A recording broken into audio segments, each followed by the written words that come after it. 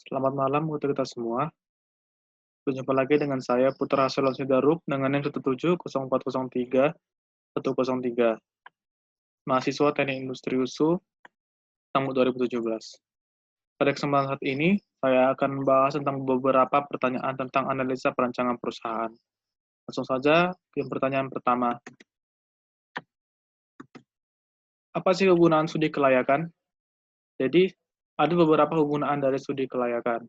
Yang pertama yaitu untuk mengukur apakah sebuah bisnis berpeluang memiliki kelanjutan atau akan berhenti pada titik waktu tertentu.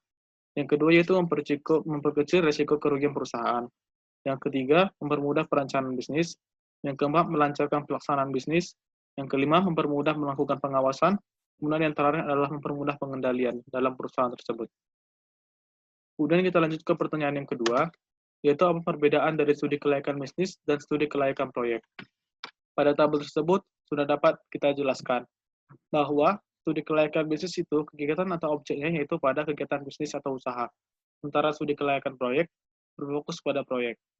Untuk fokusnya sendiri, studi kelayakan bisnis itu berfokus pada kegiatan bisnis seperti pemasaran, teknis, keuangan, dan sebagainya. Sementara studi kelayakan proyek itu lebih berfokus pada proyek yang bersifat investasi.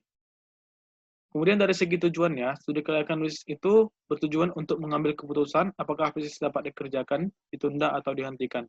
Sementara tujuan dari studi kelayakan proyek yaitu meneliti tentang bisa atau tidaknya suatu proyek investasi dilaksanakan dengan berhasil. Kemudian kita lanjut pada pertanyaan yang ketiga, yaitu apa saja sih studi kelayakan yang ada dan apa manfaatnya? Yang pertama yaitu studi kelayakan bisnis atau usaha, yaitu suatu kegiatan yang dilakukan untuk menentukan apakah suatu bisnis atau usaha layak dijalankan atau tidak. Manfaatnya adalah untuk mengukur apakah suatu bisnis berpeluang memiliki kelanjutan atau akan berhenti pada titik waktu tertentu. Kemudian yang kedua yaitu studi kelayakan proyek, yaitu penelitian tentang layak atau tidaknya suatu proyek atau proyek investasi dilaksanakan dengan berhasil. Manfaatnya adalah untuk menghindari keterlanjuran penanaman modal yang terlalu besar untuk kegiatan yang ternyata tidak menguntungkan.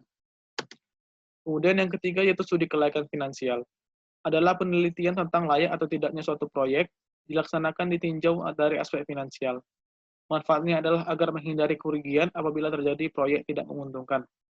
Yang keempat yaitu studi kelayakan pasar, yaitu suatu penelitian tentang layak tidaknya suatu bisnis atau pasar dilaksanakan dengan menguntungkan terus-menerus dari waktu ke waktu. Nah, yang terakhir yaitu studi kelayakan teknis, yaitu penelitian yang berkaitan dengan teknologi dan sistem informasi, di mana kelayakan teknis ini ukuran akan seberapa menguntungkannya atau seberapa praktisnya pengembangan sistem informasi dalam suatu perusahaan. Kemudian adalah pertanyaan keempat. Pertanyaan keempat yaitu, apa saja sih aspek-aspek yang ada dalam studi kelayakan? Berikut saya akan menjelaskan aspek-aspek yang ada dalam studi kelayakan. Yang pertama itu ada aspek manajemen. Tujuan dari aspek manajemen adalah untuk mengetahui apakah kegiatan atau implementasi bisnis dapat dilaksanakan, sehingga rencana bisnis dapat dinyatakan layak atau tidak layak. Yang termasuk dalam aspek manajemen yaitu planning atau perencanaan, organizing atau pengorganisasian, actuating, dan controlling atau pengendalian. Kemudian aspek yang kedua yaitu aspek pasar. Tujuan dari aspek pasar adalah untuk menghubungkan manajemen suatu perusahaan dengan pasar yang bersangkutan melalui informasi. Hal yang dikaji dalam aspek pasar yaitu sifat pasar, perilaku konsumen, dan market environment. Yang ketiga yaitu aspek pemasaran. Dalam aspek pemasaran, hal yang harus dipelajari yaitu permintaan pasar, selera konsumen, tingkah laku konsumen, kemampuan konsumen, siapa yang menjadi konsumen terhadap produk yang dihasilkan, berapa besar peluang yang ada, beserta seberapa besar market share yang direncanakan.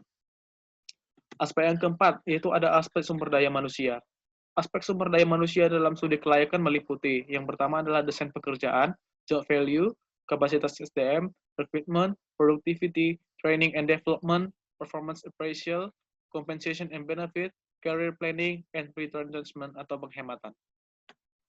Kemudian aspek yang kelima yaitu aspek produksi.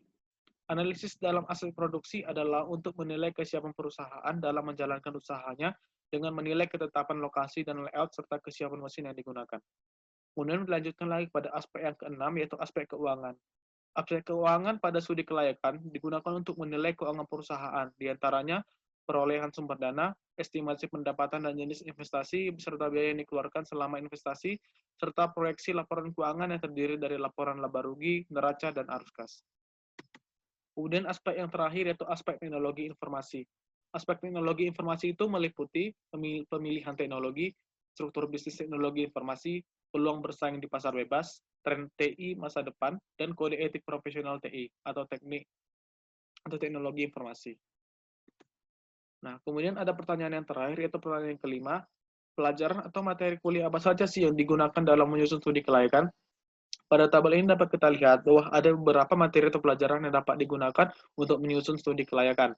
Yang pertama yaitu ekonomi teknik, yang kegunaannya adalah untuk menganalisis aspek finansial seperti yang sudah dijelaskan aspek finansial pada slide sebelumnya. Yang kedua yaitu sistem produksi, yaitu berguna untuk menganalisis aspek produksi dalam perusahaan. Yang ketiga, manajemen sumber daya manusia, untuk menganalisis aspek sumber daya manusia. Yang keempat yaitu organisasi manajemen.